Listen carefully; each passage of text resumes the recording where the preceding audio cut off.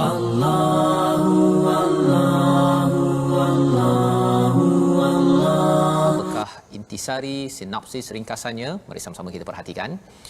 Bermula daripada ayat 234, Allah menjelaskan tentang iddah, perempuan ataupun isteri yang ditinggal mati oleh suaminya, dan disambung pada 235 pinangan secara kiasan kepada perempuan yang ditinggal mati suaminya, dan pada ayat 236 hingga 237 perempuan yang dipisahkan ataupun diceraikan sebelum digauli dan mutaahnya ataupun wajibnya separuh mahar untuknya.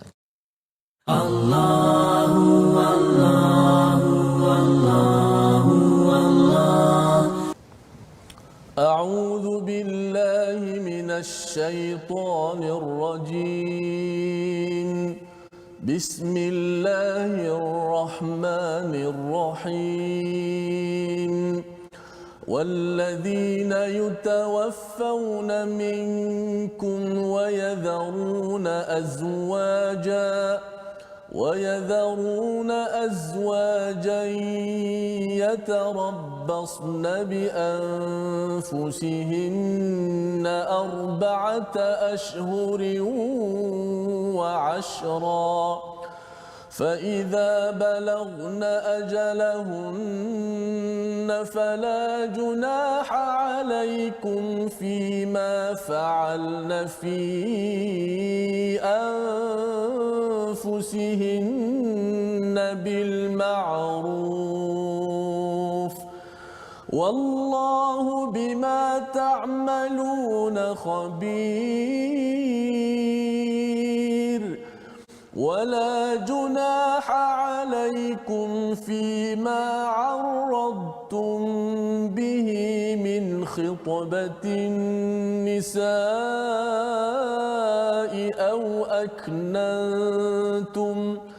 أو أكننتم في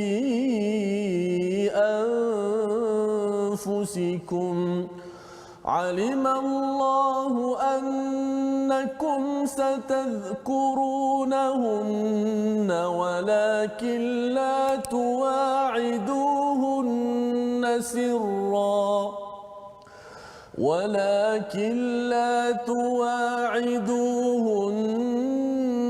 سرا إلا أن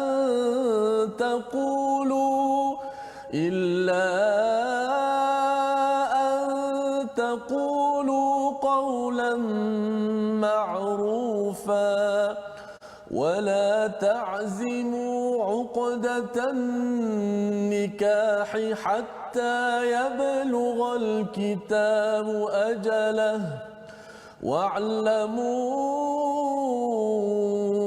أن الله يعلم ما في أنفسكم فاحذروه واعلموا أن الله غفور حليم لا جناح عليكم إن طلقتم النساء ما لم تمسوهن أو تفرضوا لهن فريضة ومتعوهن على الموسع قدره وعلى المقتر قدره متاعا بالمعروف حقا على المحسنين وإن طلقتموهن من قبل أن تمسوهن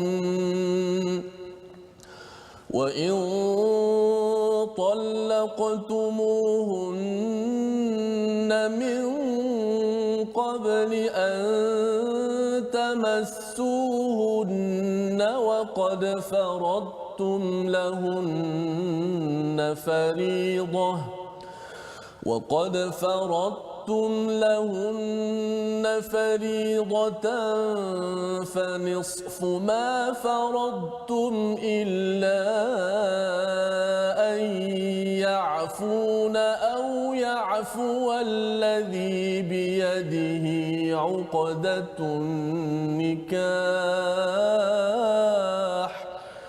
وأن تعفوا أقرب للتقوى ولا تنسوا الفضل بينكم إن الله بما تعملون بصير صدق الله العظيم. Allahu Allahu Allahu Allah. Mengambil paling kurang 3 resolusi Ustaznya bagi program kita halaman yang ke-38. Yang pertama, ya, mari sama-sama kita saksikan, menghormati waktu iddah adalah untuk menjaga keharmonian dan keturunan. Ini berdasarkan pada ayat 234 untuk lelaki yang berada di sekitar dan bagi si isteri yang kematian suaminya, ya, selama 4 bulan 10 hari.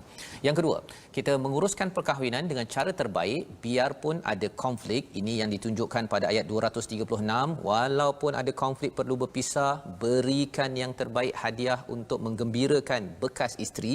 Apatah lagi kalau itu memang isteri, janganlah dibiarkan tanpa hadiah, merasakan bahawa dia adalah orang kedua, orang ketiga, hanya uruskan kerja rumah semata-mata. Itu pelajaran yang kedua. Dan yang ketiganya, kita memaafkan, berikan yang lebih daripada apa yang diharapkan, itu diutamakan dalam urusan konflik rumah tangga. Jadi memberi lebih daripada apa yang diharapkan itu ketika konflik. Ketika kita tidak ada konflik, sudah tentunya kita berpegang pada ayat 237, jangan melupa-lupakan kelebihan kurniaan Allah di kalangan suami dan isteri tersebut. Kita nak mendalami salah satu perkataan pada hari ini. Jom sama-sama kita lihat. Iaitu perkataan talaqa. Tuan-tuan dah pun belajar, ya. Perkataan talaqa ini maksudnya berpisah ataupun bercerai. Berulang 23 kali di dalam Al-Quran. Sama ada talaqa itu, bercerai itu awal, itu yang dilafazkan oleh seorang lelaki, ataupun kalau katakan kematian seorang suami juga dia terpisah. Maka ia melayakkan setelah iddah, setelah masa dia berkabung tersebut, boleh untuk dia bernikah kembali. Dan nilai yang kita belajar dalam ayat 234 235 ini, Allah beri peringatan banyak kepada orang lelaki. Maksudnya orang lelaki. Allahu Allahu Allahu Allah. Baik, kita nak masuk sedikit berkenaan dengan ilmu tajwid. Pada kali ini kita nak memperbahaskan berkenaan dengan hukum isti'azah. Apa itu isti'azah? Isti'azah ni istilah kepada a'udzubillahi minasyaitonirrajim. Dia ada istilah-istilah dia. Macam kita sebut hauqalah, la haula wala quwata illa billah.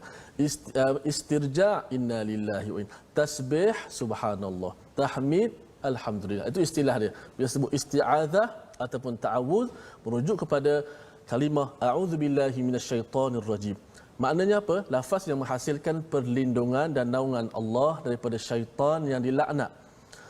Apa hukum membaca isti'azah? Hukumnya adalah sunat muakkad, iaitu yang dituntut, dan merupakan amalan yang sangat dituntut ketika hendak membaca Al-Quran. Maka bila kita nak baca Al-Quran, kita dituntut untuk membaca a'udzubillahi minasyaitonirrajim. Sama ada kita nak mula itu pada awal surah ataupun kita nak mula pada pertengahan surah. Contoh muka surat 38 kita baca. Nak mulakan tu baca a'udzubillahi minasyaitonirrajim. Dan hukum membaca itu adalah sunat muakkad. Ada setengah para ulama mewajibkan, sebagaimana firman Allah Taala, fa idza qara'tal Quran, iaitu apabila kamu hendak membaca Al-Quran, fasta'iz billah, maka mohon perlindungan daripada Allah Subhanahu wa taala, iaitu daripada syaitan yang direjam. Maka kita baca a'udzubillahi minasyaitonirrajim. Sekali sahaja baca ketika permulaan nak baca Al-Quran. Adapun bila kita baca contoh terbersin, Tak perlulah auzubillah. Tapi kalau kita baca Al-Quran, tiba-tiba ada orang call kita. Kita bangkat, waalaikumsalam, cakap dah 2-3 minit, nak baca balik Quran, itu kena baca balik isti'azah. Auzubillah.